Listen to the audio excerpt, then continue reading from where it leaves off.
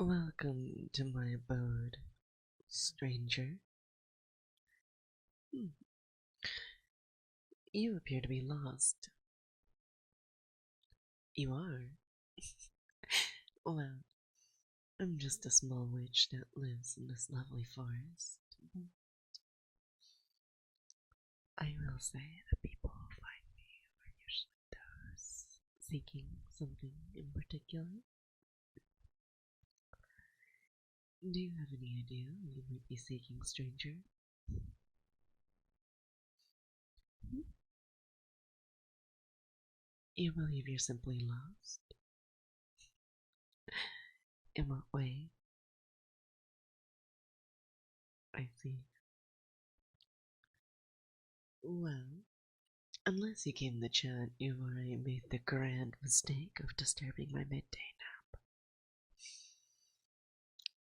Something like that deserves a little punishment. No running. Those vines wrapping around you? Don't worry, they're harmless. Although, I suppose you won't be able to move in them. Well, I guess now is a good time for introductions. My name is Arana. I am what we magical beings like to call a witch. Shh.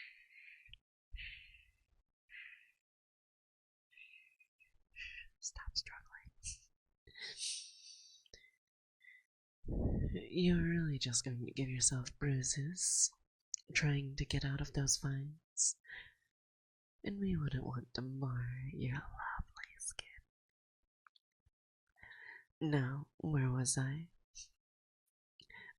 Yes. I'm a nature witch, which means that I can control the natural elements of the world.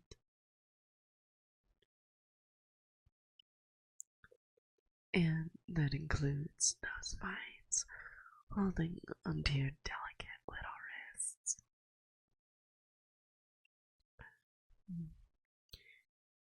You're quite slim, aren't you? Have you been eating well? I do have some soup on the stove. It's a peanut butter squash soup. I also have some leftover bread if you're interested. I've been told by the Fae that I'm quite a good cook. Shoot. I got distracted again.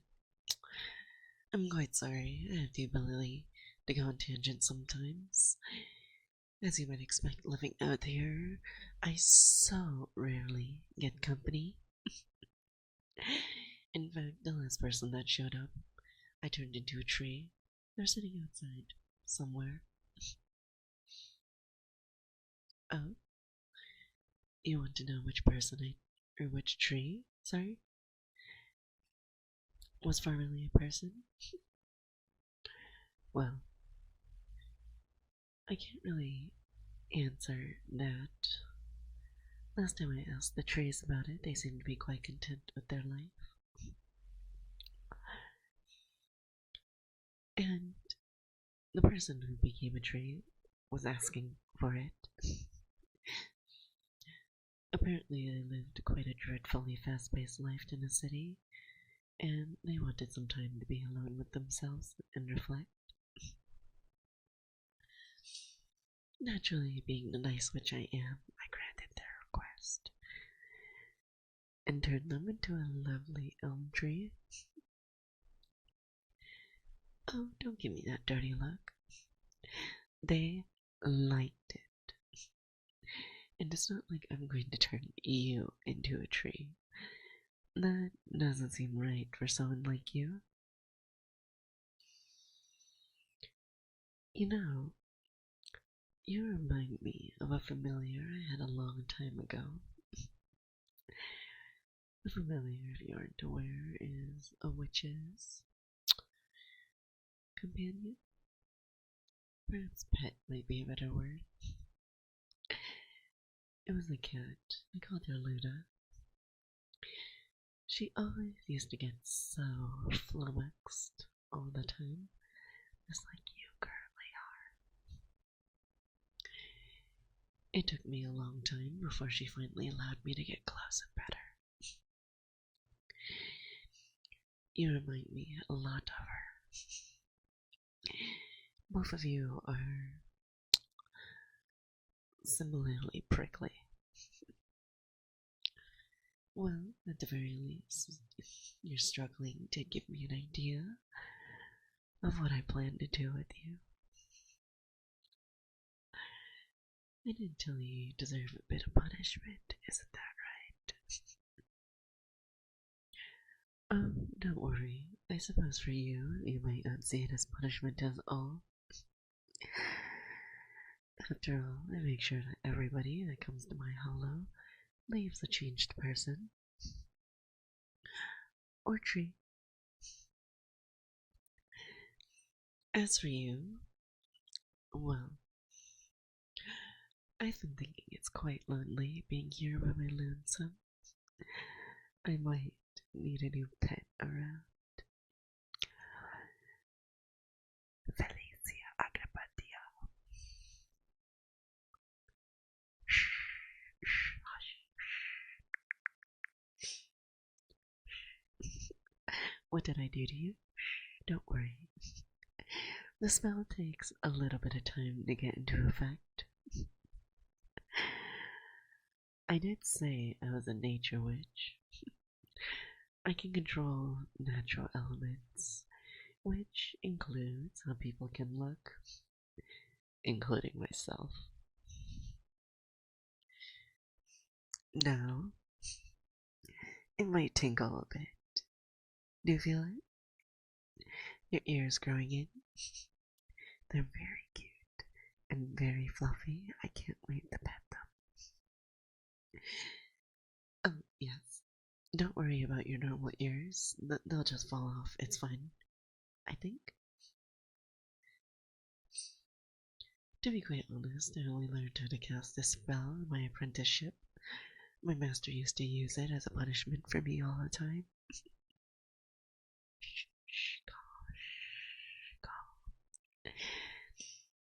I'm still gonna ask you to relax.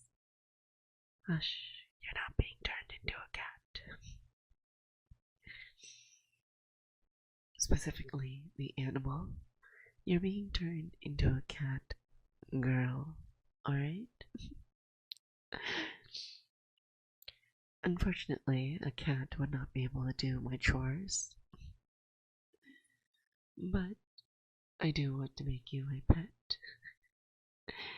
And I'm sure you would find being a cat girl to be much more to your liking. You think I couldn't tell? The way you walked in, that expression you gave me.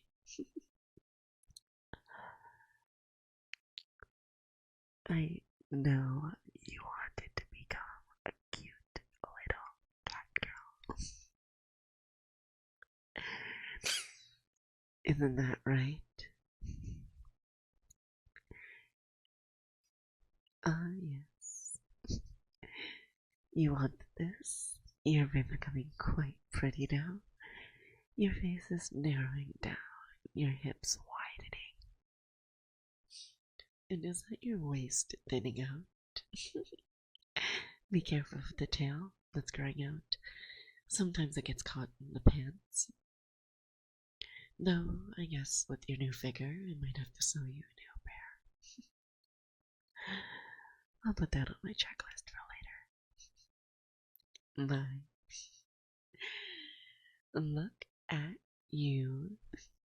You've become such a cute little cat girl, isn't that right? Why don't you meow for me? Don't give me that expression. I did say I'm your new master now, so you should meow. Come on. Yeah.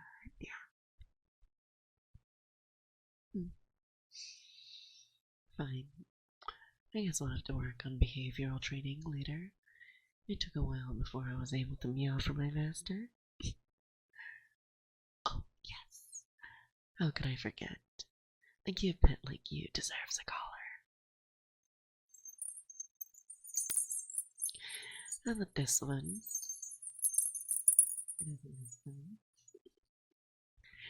Perfect for a cute little girl like you.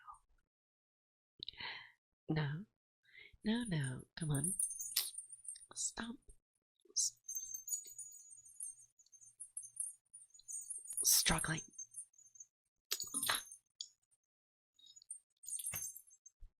My. You are a feisty one. That was quite difficult. We'll work it down to train you a bit better later. Now, as to your responsibilities, well, we'll save the maid outfit for later. But your chores, I will handle dinner and lunch, but you'll be in charge of cleaning the dishes and cleaning up around here. Your magic lessons will begin in the morning, but will finish at midday. Lessons? Yes, I forgot to mention. You are not allowed to leave until you learn enough magic to untransform yourself. I've decided to take you on as, let's say, a half apprentice. So you will conduct yourself accordingly. No, it's getting late. There's a spare bedroom upstairs with some extra clothes. Unfortunately, all we have are cute little skirts. But you'll have to make do. Oh, don't try and run. You look quite good in that collar, and I'm sure you'd look even better in those skirts. Also, that collar will squeeze on your neck until you come back.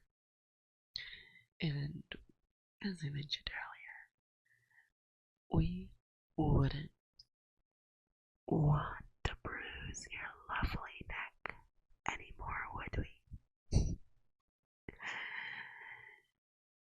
Sleep well, my cute little pet.